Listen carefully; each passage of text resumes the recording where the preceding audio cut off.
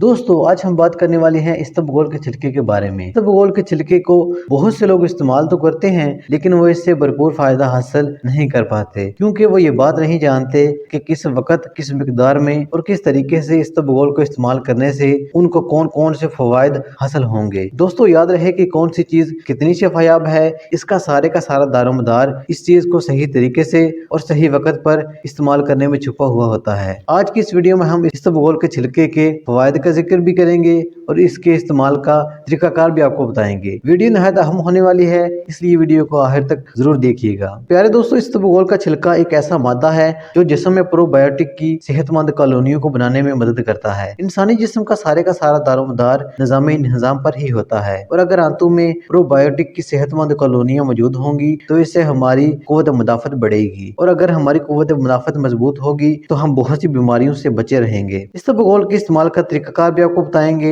लेकिन इससे पहले इसबगोल के चंद एक फवायद का जिक्र करेंगे। दोस्तों जैसे ही हमारी उम्र 40 साल से ज्यादा होती है तो अंतड़ियों में लचक कम हो जाती है, जिसकी वजह से कब्ज जैसे मसाइल का सामना करना पड़ता है। इसबगोल का छिलका खाने से कब्ज का मसला खत्म हो जाता है, क्योंकि जब हम इसबगोल खाते हैं तो ये पानी अपने अंदर जमा कर लेता है और फूल जाता है, और पहाने में शामिल होकर इसको नरम करके इसके हुजूम को बढ़ा देता है और इसको बड़ी आंत से बआसानी खारिज करने में मदद करता है। यूं हम बहुत सी बीमारियों से बचे रहते हैं। कब्ज दूर करने के लिए आपने इसबगोल के छिलके के 2 चम्मच 1 गिलास पानी में हल कर देने हैं और इनको खा लेना है। इस नुस्खे से कब्ज दूर हो जाएगी। और दोस्तों एक अंदाजे के मुताबिक पाकिस्तान में हर तीसरा बंदा शुगर का मरीज है। जो लोग शुगर के मरीज हैं या वो लोग जो शुगर से बचना चाहते हैं, वो खाने के बाद 1 चम्मच इसबगोल पानी में हल करके पी लें। खाने के बाद इसबगोल का छिलका इस्तेमाल करने से खून में शुगर का लेवल कम रहता है। दोस्तों याद रहे कि ऐसी खुराक जिसमें फाइबर की मिकदार ज्यादा हो